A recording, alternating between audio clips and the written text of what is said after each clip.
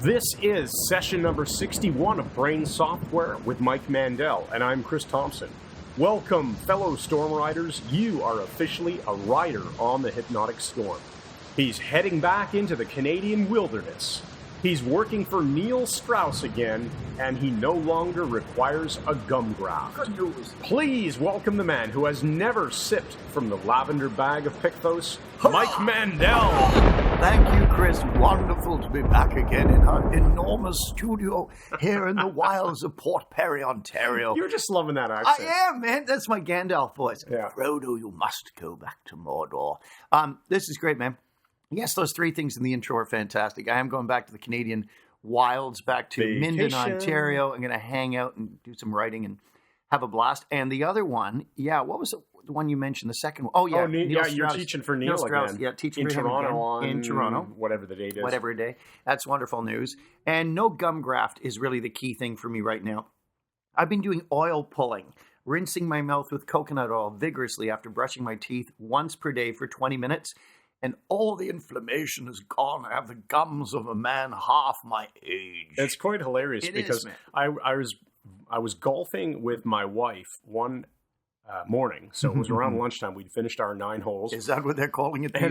And I was on the Voxer walkie-talkie app with Michael C. Anthony, our friend and one of Mike's best friends, great stage hypnotist. Charming fellow. And he was telling me that he was trying to get you to start this oil pulling thing to help your gums, and that you weren't taking to it. So I said, well, I have a plan. I'm going to pretend that I have come upon this on my own, and then I'm going to recommend it. Now, if 2 of his best friends are independently telling him that this is something to try, I think he'll give it a go. So that very day, of course, I report back to him, Mike's done oil pulling. The only thing that put me off is the stupid name. It just puts to mind all sorts of horrible pictures. Yeah. So let's go on. Right. We got what else? We got Vegas coming up. We got Vegas. We're heading out in just over 3 weeks for Hypnosis. I just said Vagos. I know.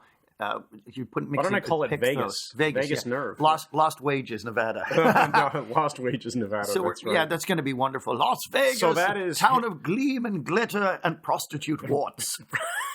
And you need to listen to podcast 60 if that doesn't make any sense at all to you. Correct. It's quite hilarious. So Hypno Thoughts Live is coming up in August. I think it starts on the 21st and goes through to the 23rd. We'll be there on something the 20th. Like that. Yes, we're landing on the 20th. We're taking off on the, 24th. It's going to be a great time. So if you're listening to this, there's probably still a chance to last minute book a trip. And we have Storm Riders coming in from all over the place for it. We're going to have special shirts, everything. We do this right, guys. If you're a member of the Mike Mandel Hypnosis Academy listening to this, join our Facebook group. It's a private group just for the members of the Academy. And let me know you're coming because I'm going to bring you a t-shirt. We're making some cool shirts. And one more thing. I wanted to mention, Chris, that since 2014, they don't know, our listeners, we've been removing Dr. Mike Mandel steadily from all of our stuff, and it's taken a long time. The reason why is years ago when I went after this doctorate in clinical hypnosis, I thought it was a lot more legitimate than it turned out to be. So we are honest men, so I'm not Dr. Mike Mandel. I claim no degrees of any kind. We let the training speak for itself.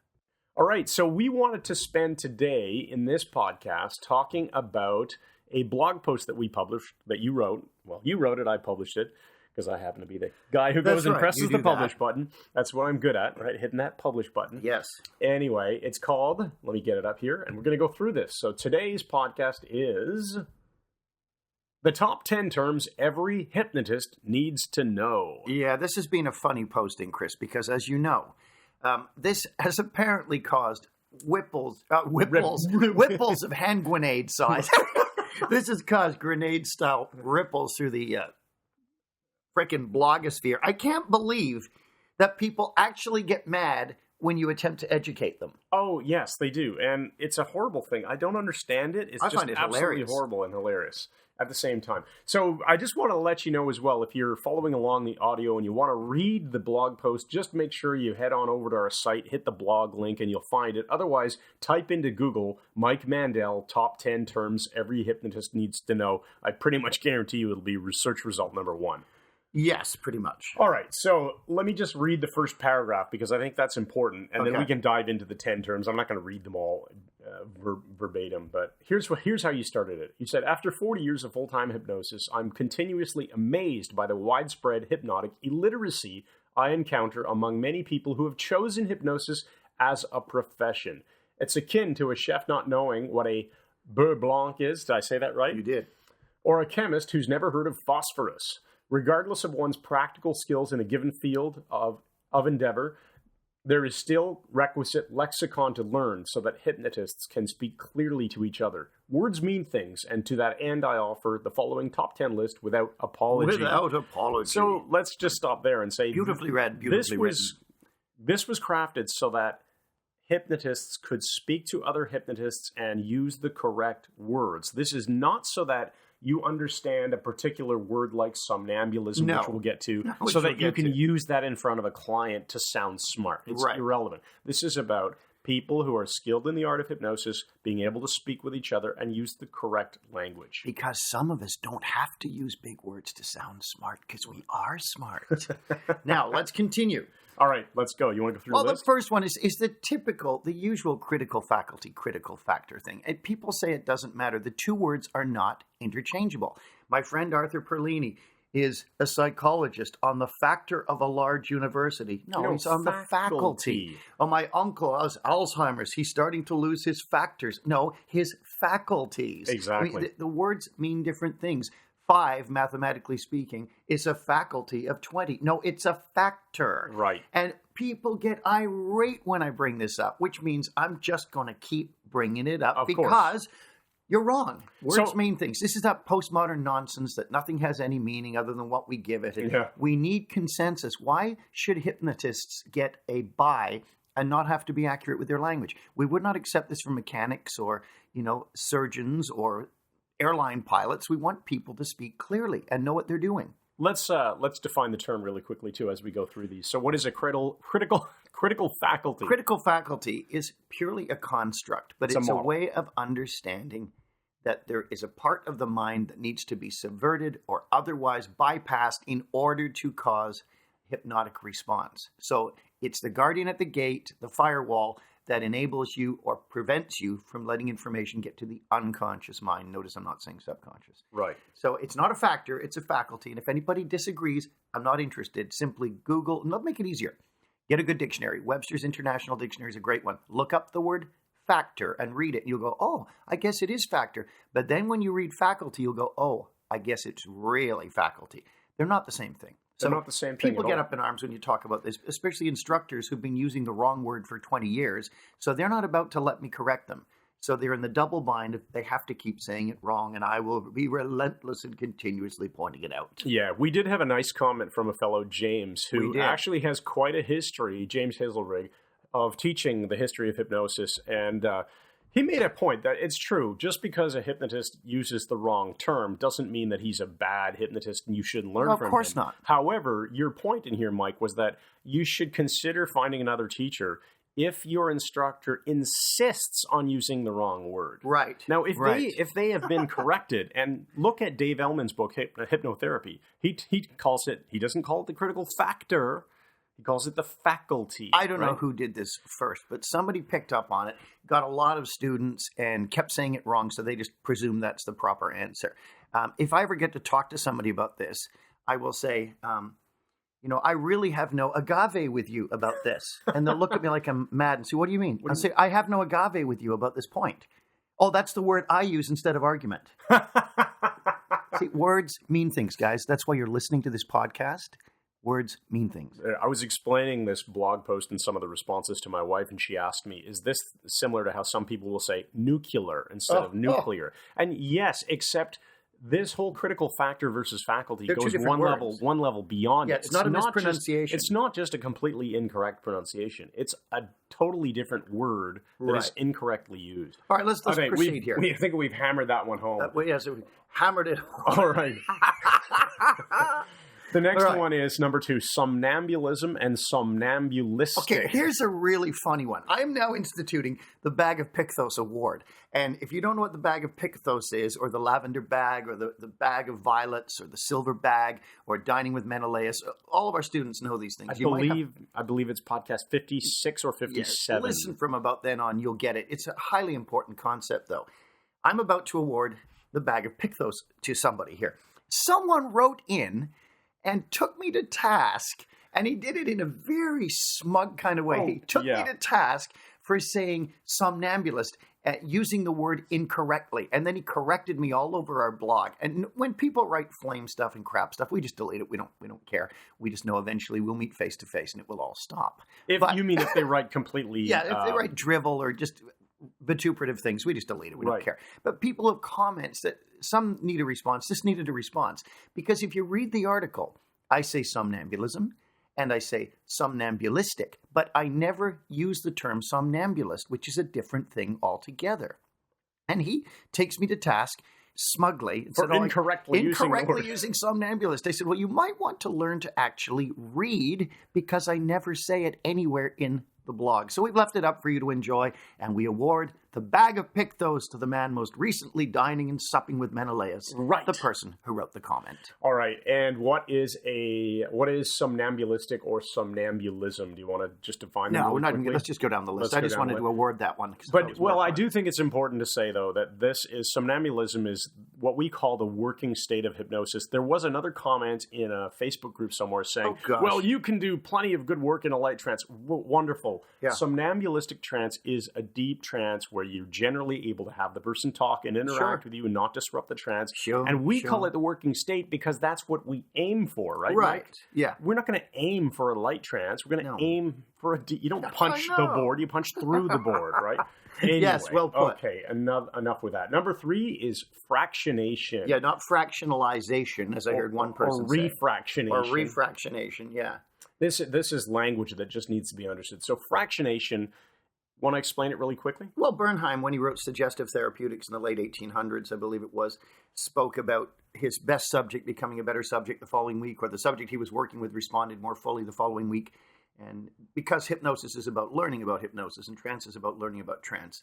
And I'm not going to be one of these ivory tower Enneagram 5s who sits there on their computer all day and doesn't interact with other human beings and splits hairs about this nonsense, who never actually does any hypnosis. But the point is, fractionation, as Ellman then extrapolated on Bernheim's work and said, well, let me think. If he's getting a better response a week later, why doesn't he hypnotize the person the next day? Would he still get a better response? Well, what about an hour later? What about a minute later? What about right away? And fractionation is essentially bringing the person back to the surface. I guess you could say he's emerging them. I should cough to make it more authentic. Bringing the person back to the surface and immediately plunging them back into the depths of trance. And the effect is the person keeps going deeper and deeper until the law of diminishing returns kicks in. So it's a great way of deepening trance, and it's a very, very reliable one, which is why it's built into things like the Ellman induction. Right. And the Walter Gibson induction and a number of other things like that. So if you Google Ellman induction, Mike Mandel, you should find a YouTube video and you can see this demonstrated, and I'll leave it at that because it's quite as simple as saying, open your eyes, close them. Yes, and Cheryl Ellman liked it the way I do it because I do it like her dad did it. Right, oh, no, which is her dad. Yes, it's her dad. It's her husband, her Larry's husband's dad. Yeah, her father-in-law. Sorry, and hopefully Cheryl and Larry are going to meet you both in Las Vegas. Looking forward to it. Right, it's going to be awesome. Okay, so let's move on and let's cover 4 and 5 together because they both come from the work of Andre Weitzenhofer. And they are... Yeah, and according to one blogger, I'm in love with Weitzenhofer. Right, what's he talking about? Because I quoted him? Well, he quoted you as being a big fan of Weitzenhofer. Well, I'm quoting him as being a big fan of the bag of Pictos. Exactly. Yeah. Anyway, the words are heteroaction and homoaction, and they fit obviously hand in hand because hetero means different and homo means same. And so action, want to explain what these two things mean? And sure. Why? One person took me to task, of course, by thinking I made the words up because his research is sufficiently inaccurate. Well, start Pictosian. Again. Pictosian, like the way I just said inaccurate. I just stumbled over my sentence, Chris. I've said Pictos so many times, I'm smelling lavender in the room. Let's start that again. We'll edit that out. Not. So the point is, heteroaction, going back to Weitzenhofer about 1957, he documented this really well. And he said that any time someone responds to a hypnotic suggestion or command in a positive way, then it is increasing the likelihood of them responding to another one. It builds momentum like a snowball rolling downhill. Likewise, homoaction is any time you return to the same suggestion, you'll get a stronger response, not a different one. So these are very, very useful when we're doing suggestibility tests. Now, I don't typically do them. I have done them. I know some people swear by them, and some people swear at them. But the bottom line is they work because of heteroaction. A suggestibility test is not to tell you whether or not the person can be hypnotized. If you're one of my students, you already know they can. We just presume they can. We go in with that view. Instead, a suggestibility test is to build heteroaction. So as the tests are structured in a specific order, the subject begins building heteroaction, and it works stronger and stronger and stronger, thus paving the way to hypnotic trance. In fact, Mike, isn't it probably true that the opposite is also correct? So in let's say a traditional conversation, you're asking somebody to do something, not in a hypnotic environment, and they say no, and they don't, or you tell them to do something and they somehow just don't want to, or don't do it. Yeah. Well, that probably improves the chance that the next time you ask them to do something, they will also say no. Very likely so. Yeah, there's the momentum thing there. So, and again, we're looking at yes sets and compliance sets, and all of these things interact wonderfully. Okay, and what is homoaction? You already talked about heteroaction. I said homoaction too. I said when you repeat the same thing. So if you're doing something on stage, I give the example of every time I snap my fingers, you feel someone pinch you on the butt. The second time you do it, you get a stronger response, and the third and the fourth. And after about 5 or 6, it tends to level out. Did you read what Justin posted on our Facebook group? Not as such. He called it A Tale of Homoaction, and he explained how he was visiting with someone he hadn't seen in a few years. He was at a restaurant, and he decided to take advantage of the fact I remember this. Right, there was a candle holder on the table that he thought was actually stuck to the table. Turns out it wasn't. But anyway, he said to the guy, do you want to experience hypnosis briefly? And the guy said yes. So without any trance, without any suggestion whatsoever, he just told the guy to put his hand on that candle holder and that he's going to find that it's impossible to lift. It's going to be stuck to the table. So the guy starts trying to lift it with one hand, and then he eventually brings in his second hand, and with all of his might, finally is able to remove it from the table. It wasn't stuck in the first place at all. So Justin, of course, realized, holy crap, it wasn't actually stuck. This worked, though, anyway. And then he had him imagine his glass of water. So same thing, coming back to the same suggestion. His half-full glass of water is going to be stuck to the table. Guy couldn't lift it off the Amazing. table. So that's homoaction in action, in fact. Very nicely done, Justin. And he is Hypnolad, and there's a reason he is. Right. And I think that without him necessarily knowing it, because he thought that the candle holder was stuck to the table, do you think that increased his intention, his congruence, and his confidence? No doubt. Absolutely. So that might have had a brand new concepts to many of you hypnotic instructors out there. All right. Go on. Let's go. Number 6 is convincers. Oh, yes. Do you want me to read this paragraph? Yes, go ahead. Convincers are among the least understood hypnotic phenomena and are often confused with suggestibility tests. A convincer is a suggestion, i.e. catalepsy, time distortion, etc., given during trance that you can point back to later to prove to the subject that she was hypnotized, i.e., remember how you couldn't open your eyes? Convincers ratify trance, making it real for the subject after the fact. Contrast this with suggestibility tests, which are pre-hypnotic and designed to create heteroaction. That's right. And people often get it wrong. They think they're exactly the same thing. Remember, we read a posting. Someone said, convincers and suggestibility tests and how they're essentially the same thing. Wrong. Well, you're wrong. So continue. Okay, so that's convincers. External trance indicators. Guys, this is a really important concept, regardless of the fact that we kid around because we're self-employed and we can. We call them ETIs. ETIs, yeah, because they sound more extraterrestrial. Extra trance indicators, no. External trance indicators. Stuff you can see. Right, and if you're able to calibrate your subject, if you're looking at the subject to notice shifts, because as my mentor Derek Balmer used to say, you can't see what you can't see, which is a tautology. What he meant, of course, was you can't see what you're not looking for. And the point is, if you're observing your subject carefully, you will see these external indications of internal shifts taking place. And when you do that, you can throw your scripts out and you can throw your stupid suggestibility test scales and Davis-Husband, Friedlander-Sarbin, depth scales, like all of these things. Do a suggestibility test. Some of those are hypnoidal and they're on the surface. They're level 0 or level 1. Just this is a way of compounding life and making it more complicated than it needs to be. It's bringing in a compound of all sorts of stupid things, throwing them together. Learn how to calibrate someone, and you won't need this stuff.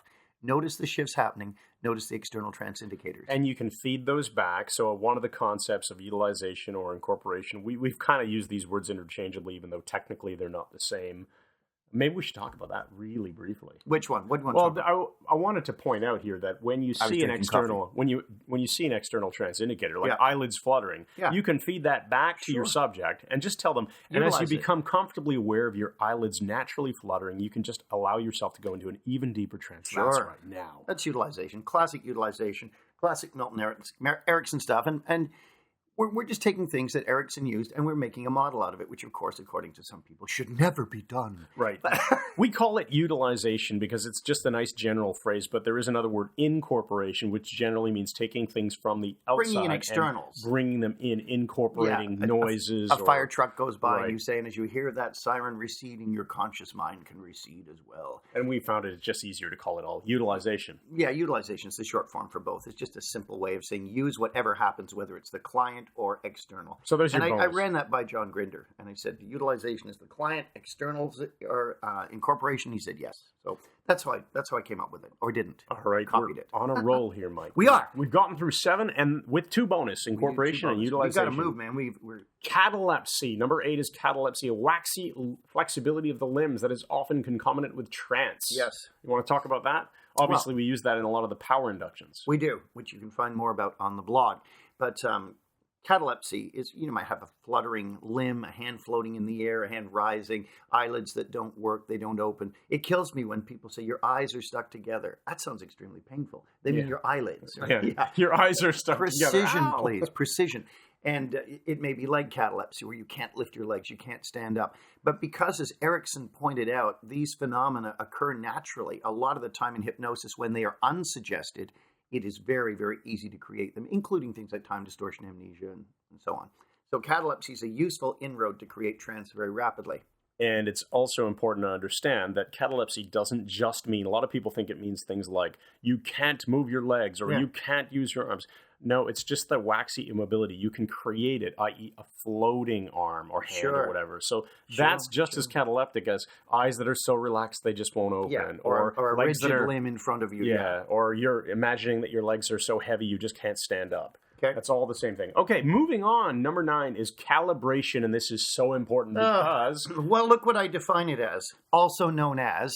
that which most hypnotists fail to do. The number of hypnotists who don't even look at their subject. And I'm going to be watching for this in Vegas and saying, failure to calibrate, failure to calibrate. Not out loud, not disturbing anyone, but just taking note of this. Right. I'm astounded with how many hypnotists take a weekend-long course, are amazed with their own brilliance, put a dozen videos on YouTube, become an authority, and I watch them work with someone. They never glance at the person. One man sits next to his subject, looking forward.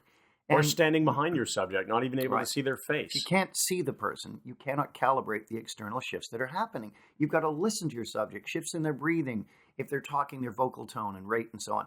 You must be a calibration machine with your subjects. Well, you don't have to, based on all the pathetic work that is out there. You don't have to do it.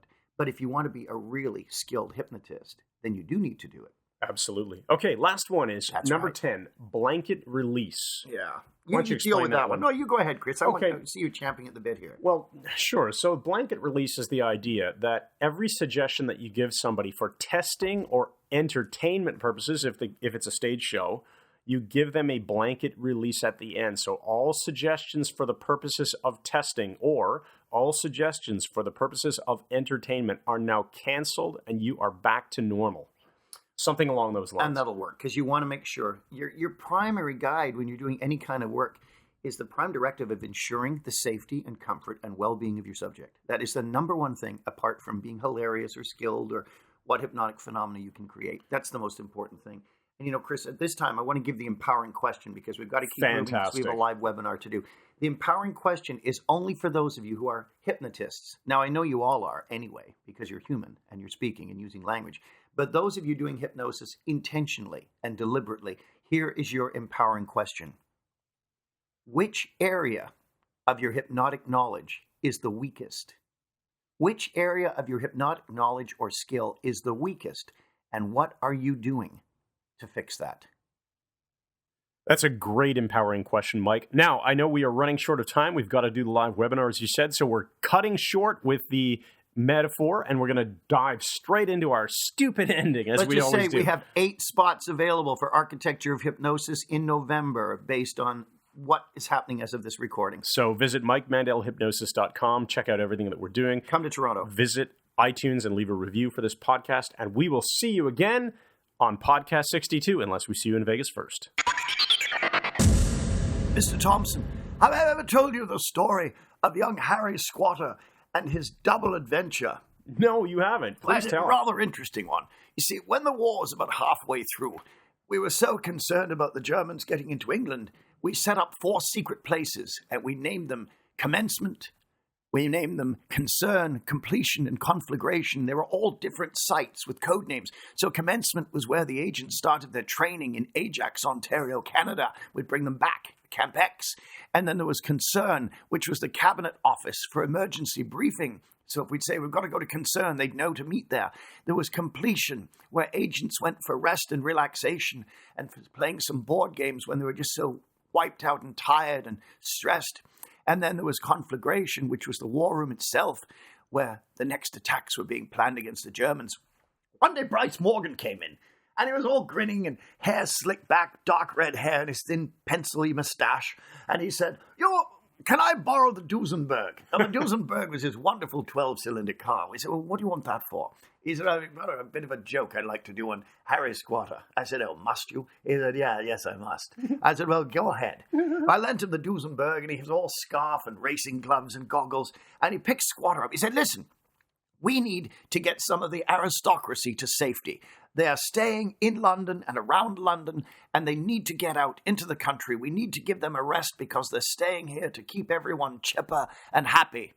And Squatter said, well, what do we do? He said, we need someone to take this Duesenberg and these racing gloves and drive them around and take them all to Completion House where they'll be safe. He said, well, I could do it, which of course was the entire point. So Bryce Morgan dropped the Duesenberg off, and Squatter put on the gloves and the goggles and the scarf. He said, where do I go first? He said, go round to the Melburys, get Lady Melbury and take her to Completion House. The Squatter said, all right. He drove around and he rang the bell, and the butler came to the door at the Melbury mansion. And Lord Melbury was there. And he said, who's there? And the butler said, some grotty little man, military uniform on and a scarf and goggles. He said, well, I want to speak to him. He came to the door and he said, it's you, is it? He thought he was Henry Squatter, the brother who had his head cut off. And he said, sir, I'm here for your wife. He said, what? He said, I want to take your wife in my Duesenberg and give her a good time. He said, how dare you, sir? He said, I want to bring her to completion. He said, you horrible man. He said, she must come with me. He said, I'm going to kill you. And he got a poker from the fireplace, began beating him senseless. And in the background, Bryce Morgan got the Duesenberg, got Lady Melbury bundled up into the forest and gave her a damn good seeing to. Funniest thing, and Squatter spent nearly 8 weeks in the St. Mary's casualty ward of the Testicle Hospital. Oh, man. And that is a wrap.